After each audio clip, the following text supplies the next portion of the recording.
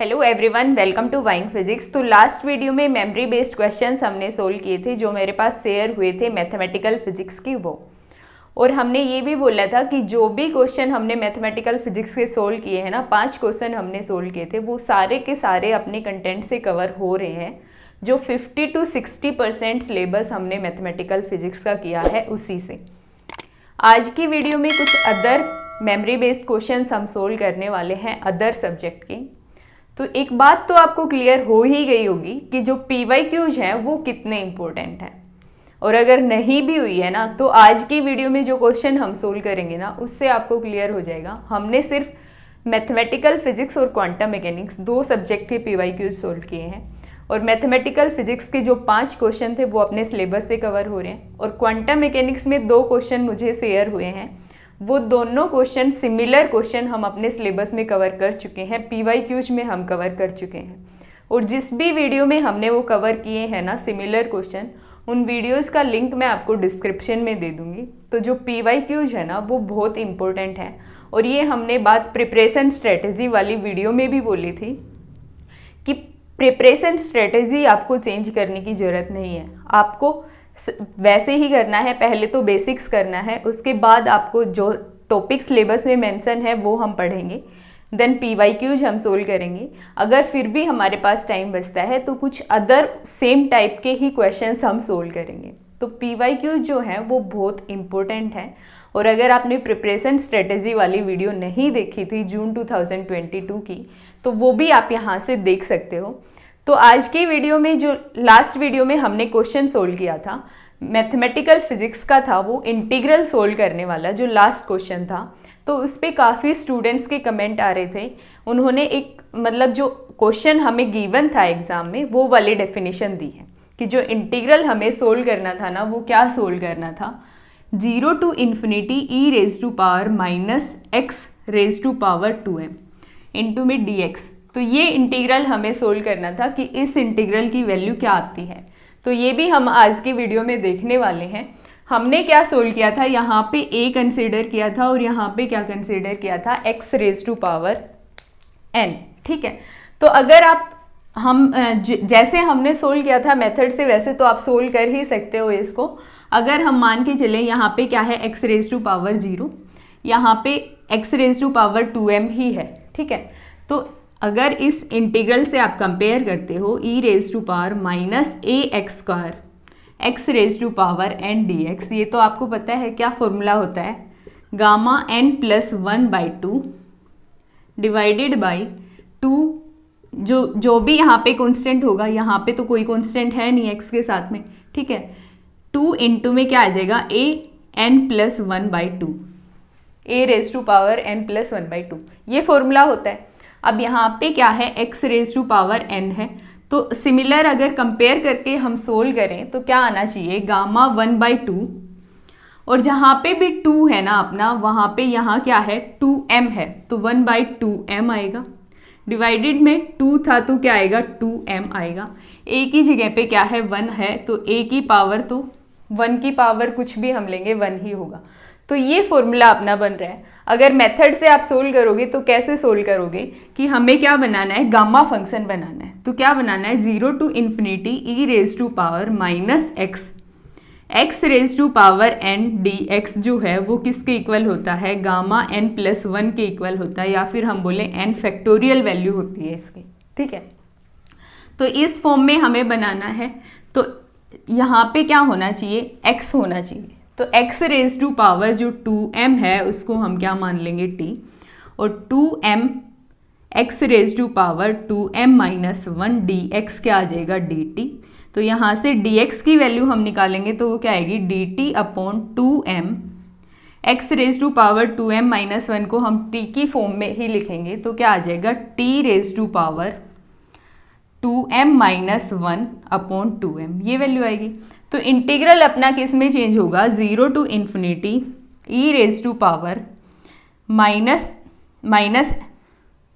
e⁻−t हो गया, क्योंकि इस वैल्यू को हमने क्या पुट कर दिया, t पुट कर दिया। dx की जगह पे हम क्या पुट करेंगे, ये वैल्यू। तो dt/1/2m तो कांस्टेंट है, टी की पावर कितनी है 2m माइनस 1/2m, या फिर हम इसको कैसे लिख सकते हैं कि टी की पावर 1 माइनस 1/2m, ये वैल्यू है। ठीक है, तो हम इसको क्या करेंगे, ऊपर लेके जाएंगे तो कितनी वैल्यू आएगी यहाँ पे, टी की पावर क्या आ जाएगा, माइनस साइन आएगा, तो माइनस साइन इनसाइड लेंगे तो 1/2m माइनस 1, ये वैल्यू हमें मिल रही है। इनटू में क्या आ जाएगा dt, तो ये इंटीग्रल इसी से कंपेयर हो जाएगा। तो इससे कंपेयर हम करेंगे तो यहाँ पे अगर n है तो यहाँ पे हम क्या लेते हैं गामा n+1, तो यहाँ पे जो भी वैल्यू है उसमें हम क्या करेंगे गामा +1 हम कर देंगे, तो क्या आ जाएगा गामा 1/2m वैल्यू आएगी। डिवाइड में क्या है 2m है। ठीक है, तो यही हमें मिल रहा था फॉर्मूले से कंपेयर करने के बाद भी। तो यहाँ तक तो क्लियर है आपको, लेकिन जो आंसर आपको गिवन थे वो किस फॉर्मेट में गिवन थे, 2m + 1/2m इस टाइप से, या फिर गामा 2m माइनस 1/2m इस टाइप से आपको ऑप्शंस गिवन थे। ठीक है, तो हम क्या करते हैं, अगर गामा n+1 को आप ओपन करो ना तो हम कैसे लिखते हैं, n फैक्टोरियल लिखते हैं। तो n फैक्टोरियल को हम कैसे लिखेंगे, n फैक्टोरियल n इंटू में n-1 फैक्टोरियल, और जो n-1 फैक्टोरियल होता है उसको हम क्या लिखते हैं, गामा n लिखते हैं। ठीक है, तो यही बन जाएगा। अब जो ये फॉर्मूला, ये वैल्यू जो हमारी आ रही है वो क्या आ रही है, 1/2m इंटू में गामा 1/2m, तो ये किसके इक्वल होगा, n+1 फैक्टोरियल से इससे कंपेयर अगर हम करेंगे तो क्या आ जाएगा 1/2m + 1, ये गामा वैल्यू आएगी। तो इसको जब आप ऐड करते हो तो क्या आता है 2m + 1/2m। तो जो ये ऑप्शन आपका गिवन था ना, ये आपका करेक्ट ऑप्शन है। तो नेक्स्ट क्वेश्चन है अपना स्टैटिस्टिकल मैकेनिक्स से। हमें क्या गिवन था, पोटेंशियल गिवन था क्या, V = ax⁻⁶ पोटेंशियल एनर्जी हमें गिवन थी, और हमसे पूछा क्या था, स्पेसिफिक हीट पूछी थी। तो स्पेसिफिक हीट का फॉर्मूला क्या होता है, स्पेसिफिक हीट का फॉर्मूला होता है एट कॉन्स्टेंट वॉल्यूम आप निकालो या एट कॉन्स्टेंट प्रेशर निकालो, क्या होता है ΔU/ΔT अगर हम लिखें, या फिर हम क्या लिखें कि जो थर्मल एनर्जी है उसका हम क्या करते हैं, टेम्परेचर के साथ डेरिवेटिव करते हैं। और एट कॉन्स्टेंट वॉल्यूम निकालना है तो at constant volume, at constant pressure निकालना है तो एट कॉन्स्टेंट प्रेशर। तो स्पेसिफिक हीट अब से पूछी थी तो ये फॉर्मूला हम यूज करेंगे। तो यहाँ पे हमें क्या पता होना चाहिए, थर्मल एनर्जी का पता होना चाहिए। थर्मल एनर्जी आप कैसे लिखते हैं, एवरेज थर्मल एनर्जी हम बोल सकते हैं, इससे लिखेंगे। तो ये क्या होती है कि काइनेटिक एनर्जी जो है उसका कंट्रीब्यूशन कितना है एवरेज थर्मल एनर्जी में, और पोटेंशियल एनर्जी का कंट्रीब्यूशन कितना है। तो अगर हम काइनेटिक एनर्जी का कंट्रीब्यूशन हम देखें किसी भी पार्टिकल के लिए, तो कोई पार्टिकल आपको गिवन होगा, अगर फोटोन गिवन है देन तो काइनेटिक एनर्जी जो है उसको हम लिखते हैं Cp से, और उसमें कंट्रीब्यूशन कितना आता है, kT आता है।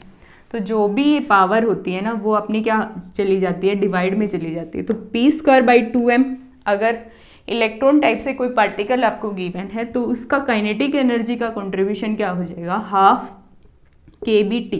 ठीक है, पोटेंशियल एनर्जी का कंट्रीब्यूशन आपको पता होगा, इक्विपार्टीशन थ्योरम में हम पढ़ते हैं कि अगर इस टाइप की पोटेंशियल एनर्जी है हमारी तो उस केस में जो कंट्रीब्यूशन होता है वो कितना होता है, 1/2 kBt होता है। तो ये जो भी पावर है ना यहाँ पे वो क्या जाती है, डिवाइड में जाती है। अब Cp था फोटोन के लिए, तो काइनेटिक जो कंट्रीब्यूशन था वो अपना क्या आ रहा था, kBt आ रहा था। ठीक है, तो यहाँ पे हमें पावर क्या गिवन है, 6 गिवन है, तो क्या आना चाहिए, कंट्रीब्यूशन क्या आना चाहिए, 1/6 kBt। तो टोटल अगर आप देखते हो तो कितना आएगा, 6 LCM आएगा, 3 + 1 4 kBt। अब आप स्पेसिफिक हीट इजीली निकाल सकते हो, तो डिवाइड करोगे तो कितना आ जाएगा, 2 3। तो जो स्पेसिफिक हीट है उसकी वैल्यू क्या आएगी, 2/3 kB। ठीक है, और अगर हम देखें मेथड से, विरियल थ्योरम का यूज करके भी हम इसको निकाल सकते हैं। विरियल थ्योरम क्या कहती है कि जो एवरेज पोटेंशियल एनर्जी है वो जो एवरेज काइनेटिक एनर्जी और पोटेंशियल एनर्जी कैसे रिलेटेड होते हैं, अगर V हमें किस टाइप से गिवन है, x⁻n टाइप से प्रोपोर्शनल गिवन है, तो जो काइनेटिक एनर्जी का कंट्रीब्यूशन है वो कैसे रिलेटेड होता है पोटेंशियल एनर्जी से, n/2 इंटू में पोटेंशियल एनर्जी, इस टाइप से होता है। तो यहाँ पे क्या आ जाएगा, n की जगह पे हमें क्या गिवन है, 6 गिवन है, तो 3V काइनेटिक एनर्जी जो है वो 3V के इक्वल है। तो अगर पोटेंशियल एनर्जी हम निकालें ना तो वो कितनी आएगी, काइनेटिक एनर्जी डिवाइडेड बाई 3, ठीक है। तो जो भी काइनेटिक एनर्जी है अपनी वो तो हमें पता है हाफ kBT है, तो पोटेंशियल एनर्जी क्या आ जाएगी 1/3 हम करेंगे तो 1/6। तो अगेन वही आंसर अपना आएगा, जो स्पेसिफिक हीट है वो क्या आएगी 2/3 kB। अब वो कितने पार्टिकल के लिए पूछा है उसके अकॉर्डिंग हम लिख देंगे, ठीक है। तो नेक्स्ट क्वेश्चन है अपना, वो भी स्टैटिस्टिकल मैकेनिक्स से था और उसमें क्या गिवन था, उसमें आपको गिवन था 2 बोसोन पार्टिकल हैं और उनको हम कैसे फिल कर रहे हैं, 3 एनर्जी लेवल्स में फिल कर रहे हैं और 3 एनर्जी लेवल्स की एनर्जी हमें गिवन है 0E 2E, इस टाइप से गिवन है। तो आपसे पूछा क्या है कि प्रोबेबिलिटी हमें बतानी है, probability of system with energy 3E in thermal equilibrium at constant temperature T। तो ये वैल्यू हमें बतानी। अब प्रोबेबिलिटी हम कैसे निकालते हैं, किसी भी एनर्जी लेवल की हम निकालें सिस्टम की, तो क्या होता है उसकी डीजेनरेसी कितनी है, e⁻⁻β EI divided by partition function हम लिखें या फिर हम क्या लिखें summation i GI e⁻⁻β EI, इस टाइप से लिखेंगे। और i की वैल्यू क्या होगी, नंबर ऑफ माइक्रोस्टेट जितनी भी हमारी पॉसिबल हैं, जितने भी मतलब एनर्जी जो हैं कितनी पॉसिबल हैं और उनकी डीजेनरेसी कितनी है वो हम लिखेंगे, ठीक है। तो सबसे पहले बात आती है कि 2 बोसोन पार्टिकल जो हैं वो 3 एनर्जी लेवल्स में हम कैसे फिल करेंगे, उनकी नंबर ऑफ माइक्रोस्टेट्स क्या होते हैं। तो नंबर ऑफ माइक्रोस्टेट्स अगर सिर्फ हमें निकालनी हो ना तो उसके लिए फॉर्मूला क्या होता है, बोसोन पार्टिकल्स के लिए बोल्ट्जमैन आइंस्टाइन हम लगाएंगे तो उसके लिए क्या होता है Ni plus GI minus 1 factorial divided by Ni factorial GI minus 1 factorial, ठीक है।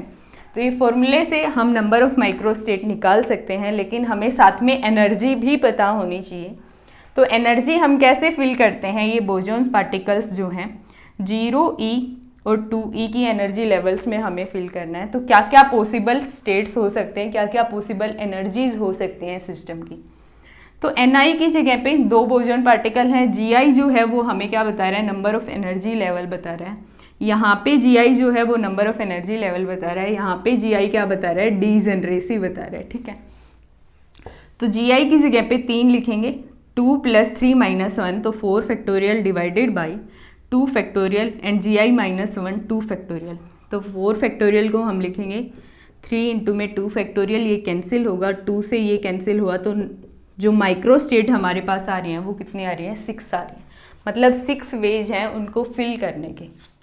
तो 6 वेज कौन कौन से होंगे, बोसोन पार्टिकल है तो कोई कंडीशन नहीं होती, सारे के सारे पार्टिकल ग्राउंड स्टेट में आ सकते हैं, ठीक है।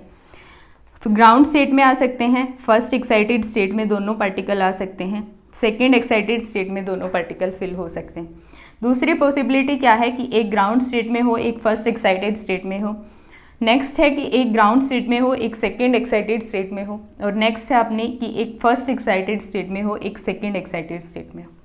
तो ये 6 पॉसिबिलिटी अपने पास हैं और इनकी एनर्जी की अगर हम बात करें तो ये क्या है 0, इसकी एनर्जी क्या है 2E, इसकी एनर्जी क्या है 4E, क्योंकि 2 पार्टिकल हैं 2E एनर्जी में तो 2E + 2E 4E आ जाएगी टोटल एनर्जी। यहाँ पे क्या आएगी E और यहाँ पे क्या आएगी 2E और इधर क्या आएगी 3E, ठीक है। तो 3E के लिए हमें प्रोबेबिलिटी निकालनी है तो क्या आ जाएगा, प्रोबेबिलिटी का फॉर्मूला है अपना 3E के लिए डीजेनरेसी जो है वो एक ही है, डीजेनरेट स्टेट क्या है वो एक ही है, यहाँ पे कोई 2 बार हमारे पास एनर्जी 3E नहीं मिल रही, ठीक है। तो Gi की जगह पे 1 रखेंगे, e⁻⁻β EI की वैल्यू जो है वो कितनी है 3E है, ठीक है, डिवाइडेड बाई समेशन की अगर हम बात करें तो शुरू में एनर्जी क्या है 0, तो यहाँ पे 0 और डीजेनरेसी भी कितनी है 0 के लिए 1, तो क्या आ जाएगा 1, e⁻0 भी 1 वैल्यू देगा, प्लस सेकेंड एनर्जी की अगर हम बात करें तो वो क्या है E है, तो E के लिए डीजेनरेसी भी क्या है 1 है, तो e⁻⁻β E आ जाएगा। नेक्स्ट जो एक्साइटेड स्टेट है वो अपनी क्या है 2E एनर्जी है, लेकिन 2E एनर्जी के लिए 2 तरह से हम फिल कर सकते हैं बोसोन पार्टिकल्स को। तो डीजेनरेसी क्या आ जाएगी 2 e⁻⁻β 2βE plus e raise to power minus 3 beta e plus क्या आ जाएगा e raise to power minus 4 beta e. तो इस टाइप से क्या आ जाएगा, प्रोबेबिलिटी आ जाएगा 3E सिस्टम के लिए। तो नेक्स्ट क्वेश्चन है क्वांटम मैकेनिक्स से, और क्वांटम मैकेनिक्स में जो क्वेश्चन है वो पर्टर्बेशन थ्योरी से है। और आपको पता ही होगा कि पर्टर्बेशन थ्योरी जो है वो हम कवर कर चुके हैं अपने चैनल पे।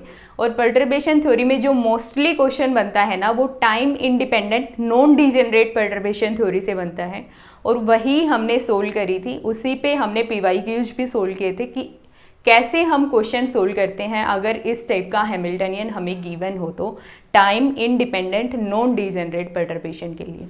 तो हमें क्वेश्चन में क्या गिवन था, हैमिल्टनियन गिवन था किस टाइप से, H is equal to H0 plus H cross omega divided by square root of 512 e raise to power minus m omega upon H cross into में x स्क्वायर। ये आपको Hamiltonian given था, और आपसे पूछा क्या था कि energy corrected to first order for ground state of 1D linear harmonic oscillator. तो उसके लिए आपको क्या फाइंड आउट करना था, एनर्जी करेक्शन फाइंड आउट करना था अप टू फर्स्ट ऑर्डर। तो एनर्जी करेक्शन का फॉर्मूला आपको पता होगा क्या होता है, ग्राउंड स्टेट के लिए हम फाइंड आउट कर रहे हैं फर्स्ट ऑर्डर एनर्जी करेक्शन क्या होता है, psi naught H dash psi naught. ठीक है, अगर साइन नोट हमारा क्या है, नॉर्मलाइज्ड वेव फंक्शन है, तो क्योंकि यहाँ पे वेव फंक्शन आपको नहीं गिवन था, क्या गिवन था, 1D लीनियर हार्मोनिक ऑसिलेटर की ग्राउंड स्टेट के लिए। तो साइन नोट आपको पता होगा 1D लीनियर हार्मोनिक ऑसिलेटर के लिए क्या होता है, वो आपको याद रखना होता है। उसका फॉर्मूला होता है m omega upon pi H cross raise to power 1/4 e raise to power minus m omega upon H cross into x square by 2। तो ये फॉर्मूला होता है। और जो m omega by H cross जो होता है वो अपना क्या होता है, अल्फा स्क्वायर होता है, m omega by H cross. तो अगर अल्फा के टर्म्स में हम लिखें ना तो हम कैसे लिखे हैं, psi naught is equal to alpha upon square root pi, square root alpha upon square root pi e raise to power minus alpha square x square upon 2। तो ये फॉर्मूला अपना होता है। अल्फा की जो वैल्यू है वो अपनी क्या आ जाएगी, m omega upon H cross का स्क्वायर रूट आएगा, 1/4 आपको गिवन है तो स्क्वायर रूट अल्फा।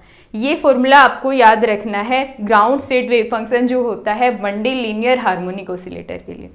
तो आपको ग्राउंड स्टेट एनर्जी की first order correction term find out करनी थी, तो ये फॉर्मूला लगाना था। H डैश जो है वो ये पार्ट आपको गिवन है, साइन नोट आपको याद है, फॉर्मूले में रख दो। और जो ये साइन नोट आपको याद है ना वो क्या है, नॉर्मलाइज्ड वेव फंक्शन है।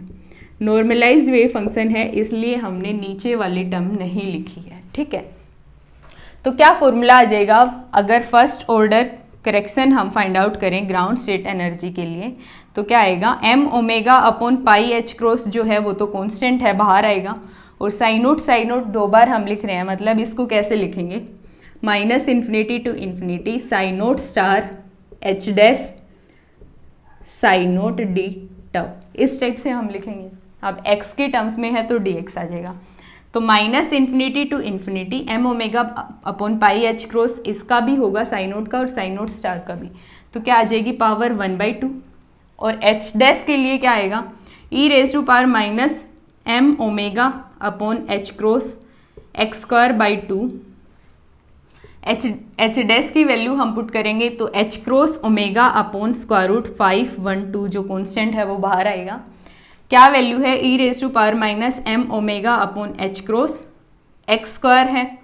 और अगेन साइन नोट वाली वैल्यू हमारी क्या आ जाएगी, e raise to power minus m omega upon H cross x square by 2। तो ये दोनों कंबाइन होंगे तो हमें क्या मिलेगा, x स्क्वायर मिलेगा। ठीक है, और अगर इन दोनों को हम कंबाइन करेंगे तो यहाँ पे क्या आ जाएगा, 2x स्क्वायर आ जाएगा। तो ये वाली टर्म भी हटा देते हैं अभी।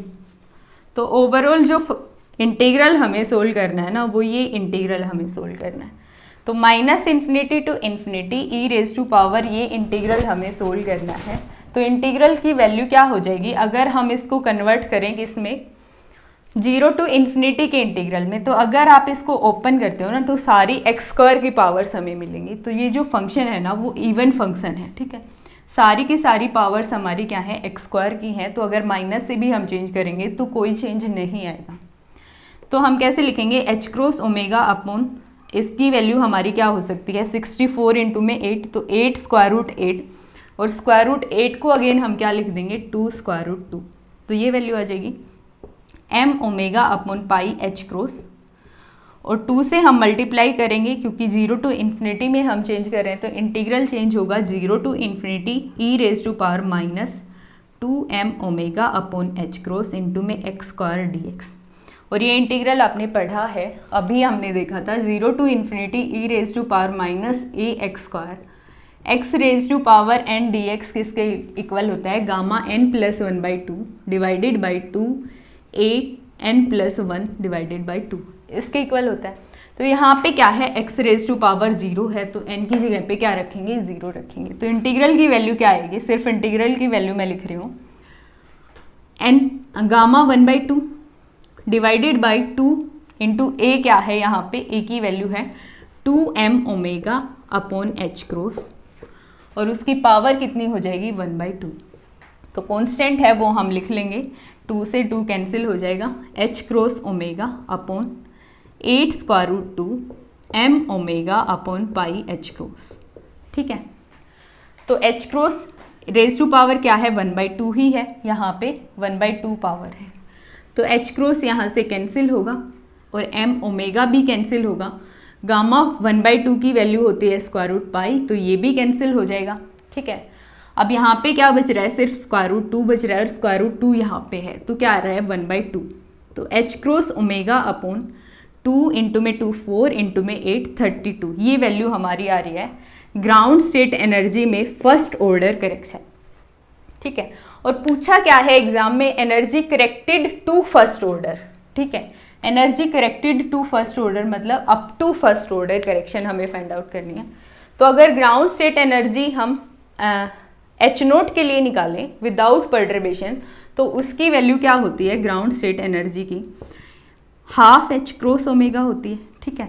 और क्योंकि energy corrected to first order हमें निकालनी है, ई एन डैश हमें निकालनी है, या फिर हम बोले ग्राउंड स्टेट के लिए हमें निकालनी है, तो क्या आ जाएगी, ई नोट ग्राउंड स्टेट के लिए प्लस E1, ये तो विदाउट करेक्शन बता रही है, और ये फर्स्ट ऑर्डर करेक्शन, तो ऐड करेंगे तो half H cross omega plus 1/32 H cross omega, तो ऐड करने पे वैल्यू हमारी क्या आएगी, 17/32 एच क्रॉस ओमेगा।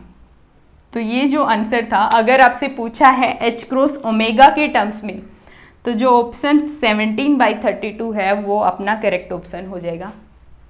तो आपको समझ आया होगा, अगर आपने पर्टर्बेशन थ्योरी के क्वेश्चंस देखे हैं हमारे, जो PYQs हमने सोल्व किए, तो आपको पता ही है कि मैंने बताया है, अगर energy corrected to first order पूछा है, इसका मतलब आपको ये वैल्यू फाइंड आउट करनी है। अगर correction in the energy for the first order, या फिर हम बोले फर्स्ट ऑर्डर करेक्शन पूछा है एनर्जी में, तो हमें सिर्फ ये वाली वैल्यू फाइंड आउट करनी। तो काफ़ी स्टूडेंट्स क्या कर रहे थे कि ये उनका आंसर ये आ रहा था, लेकिन ऑप्शन में नहीं था, इसलिए उन्होंने पिक नहीं किया। उन्होंने ये नहीं देखा कि energy corrected to first order पूछा है, ठीक है। तो energy corrected to first order मतलब ये टर्म आपको निकालनी है, तो 17/32 एच क्रॉस ओमेगा आएगा, ठीक है। नेक्स्ट क्वेश्चन जो क्वांटम मैकेनिक्स का मेरे पास शेयर हुआ है, उसमें आपको क्या गिवन था, हैमिल्टनियन गिवन था, कैसे, A identity matrix plus B sigma x plus C sigma y. तो ये हैमिल्टनियन आपको गिवन था, और आपसे पूछा क्या था, मेरे ख्याल से आपसे y पूछा था इन टर्म्स ऑफ x, और y जो है वो आइगन वेक्टर है। आइगन वेक्टर में जो x y की टर्म होती हैं, उसमें y जो है वो आइगन वेक्टर की टर्म है, और ये किसके कोरस्पोंड आपसे पूछा था, जो लार्जर आइगन वैल्यू होगी ना उसके कोरस्पोंड, जो मैक्सिमम आइगन वैल्यू हमारी आएगी उसके कोरस्पोंड जो आइगन वेक्टर आएगा, उसमें y की वैल्यू आपसे पूछी थी। आई थिंक ऐसा ही था कुछ। तो हम, ये तो बहुत ही इजी क्वेश्चन है, और ऐसा क्वेश्चन तो मैट्रिक्स में भी हम सोल्व करते हैं, मैट्रिसेस हमने कवर किया है पूरा, तो आपको पता ही होगा कि कैसे हम आइगन वैल्यूज और आइगन वेक्टर्स निकालते हैं।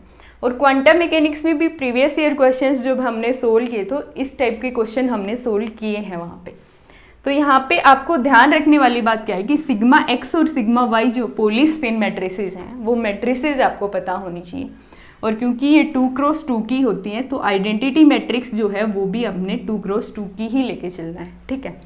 तो H को हम कैसे लिख लेंगे, A इंटू में आइडेंटिटी क्या होता है 1 0 0 1 plus B into sigma x की वैल्यू क्या होती है 0 1 1 0 प्लस C इंटू में सिग्मा वाई हमारा क्या होता है 0 माइनस आइटा आइटा 0, ठीक है। तो हैमिल्टनियन आप निकालोगे तो कैसे लिखोगे, फर्स्ट एंट्री ऐड करेंगे हम, तो फर्स्ट एंट्री तो इसी के कोरस्पोंड है, बाकी में क्या है 0। नेक्स्ट एंट्री की अगर हम बात करें तो b plus B minus eta C आ जाएगा, और नेक्स्ट एंट्री में क्या आएगा b प्लस आइटा सी, और लास्ट जो एंट्री है वो हमारी क्या आ जाएगी a आ जाएगी। तो इस टाइप की मैट्रिक्स हमारी बन गई हैमिल्टनियन की। और हम आइगन वैल्यू कैसे फाइंड आउट करते हैं आपको पता ही है, h माइनस लेमडा आई का डिटर्मिनेंट 0 के इक्वल रखते हैं, वहाँ से लेमडा की वैल्यूज हम फाइंड आउट करते हैं। तो a minus lambda b minus eta c b plus eta c a minus lambda, इसका डिटर्मिनेंट रखेंगे 0 के इक्वल।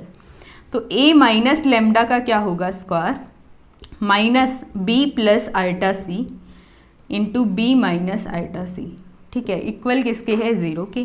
तो हम कैसे लिखते हैं, 0 की साइड लेके जाएंगे उसको, तो ऐसे लिख देंगे। और a plus b a minus b किसके इक्वल होगा a square minus b square, तो माइनस साइन आएगा, आइटा स्क्वायर का भी माइनस साइन है तो क्या आ जाएगा plus C square. a minus lambda का स्क्वायर जो है वो इसके इक्वल है, तो a माइनस लेमडा जो है वो किसके इक्वल आ जाएगा स्क्वायर रूट प्लस माइनस इसके इक्वल आ जाएगा।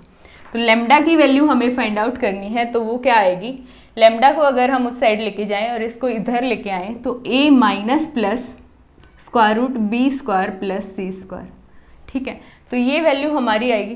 तो लेमडा की जो मैक्सिमम वैल्यू होगी वो क्या होगी a plus square root B square plus C square.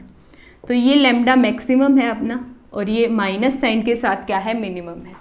तो मैक्सिमम जो लार्जर आइगन वैल्यू है उसके कोरस्पोंड हमें क्या निकालना था आइगन वेक्टर। तो आइगन वेक्टर हम कैसे निकालते हैं, h minus lambda I into x is equal to 0।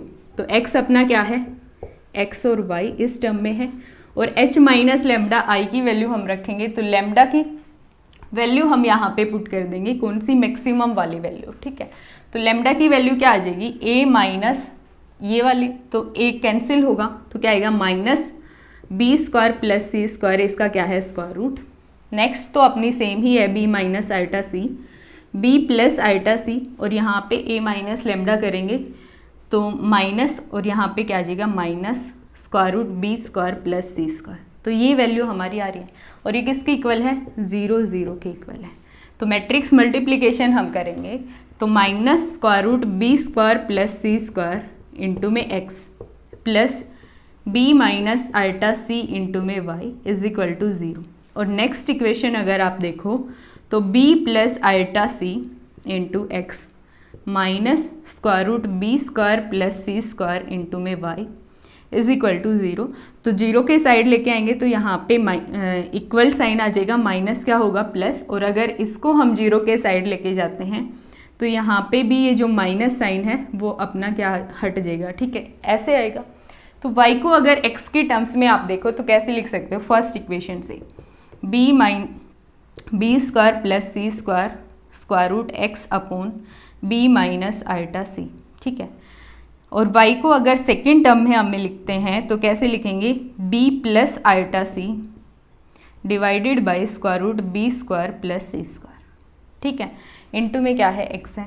तो कोई भी वैल्यू जो आपको गिवन होगी x की जगह पे हम क्या मान लेंगे k मान लेंगे, और y की जो वैल्यू होगी वो k के टर्म्स में ऐसे आ जाएगी। तो जो आइगन वेक्टर हम लिखते हैं ना x, वो हम कैसे लिखेंगे कि k इंटू में जिस भी फॉर्मूले की फॉर्म में आपको गिवन होगा वही आपको कंसीडर करना है, अगर कुछ चेंज करना पड़ा तो वो देख लेना। तो क्या आ जाएगा स्क्वायर रूट, अगर पहले वाला हम कंसीडर करें तो b square plus C square divided by b minus eta C into में क्या आ जाएगा k। और नॉर्मलाइज्ड फॉर्म हम निकालेंगे तो नॉर्मलाइज्ड फॉर्म आप निकाल ही सकते हो कैसे, एक्स डेगर x किसके इक्वल होना चाहिए 1 के इक्वल होना चाहिए। तो आप देख लो किस फॉर्म में आपसे क्वेश्चन में पूछा गया है। तो आपको निकालना क्या था, कि सिग्मा एक्स और सिग्मा वाई पता होना चाहिए, आइगन वैल्यू आपको पता है कैसे निकालते हैं और आइगन वेक्टर भी आपको पता है कैसे निकालते हैं। तो मेरे ख्याल से क्वेश्चन इजी था ये। तो क्वांटम मैकेनिक्स के ये जो 2 क्वेश्चन हमने सोल्व किए हैं वो PYQs में ही कवर हो रहे हैं, और आपने देखा भी होगा कि क्वांटम मैकेनिक्स के PYQs हम ऑलरेडी सोल्व कर चुके हैं, अपने वाइंग फिजिक्स चैनल पे वीडियोस अपलोडेड हैं। और अगर आपने सिर्फ PYQs वीडियो देखी होंगी वाइंग फिजिक्स चैनल से तो डेफिनेटली ये 2 क्वेश्चन तो आप अटेम्प्ट करके ही आए होंगे। तो देख रहे हो आप, लिमिटेड सा कंटेंट हमने अपने चैनल पे किया है और उसमें हम 7 क्वेश्चन कम से कम अटेम्प्ट कर पा रहे हैं। जितने क्वेश्चन मेरे पास शेयर हुए हैं उनमें से मैं बता रही हूँ, हो सकता है 1-2 क्वेश्चन और भी हों जो हम इसी कंटेंट से सोल्व कर पाएँ। तो अगर अभी तक भी आपने चैनल को सब्सक्राइब नहीं किया है ना, तो चैनल को सब्सक्राइब कर लो और अपने दोस्तों के साथ शेयर करो, क्योंकि अपना टारगेट क्या है कि नेक्स्ट एग्ज़ाम से पहले ऑलमोस्ट 3 सब्जेक्ट जो है ना वो हम कवर कर लें।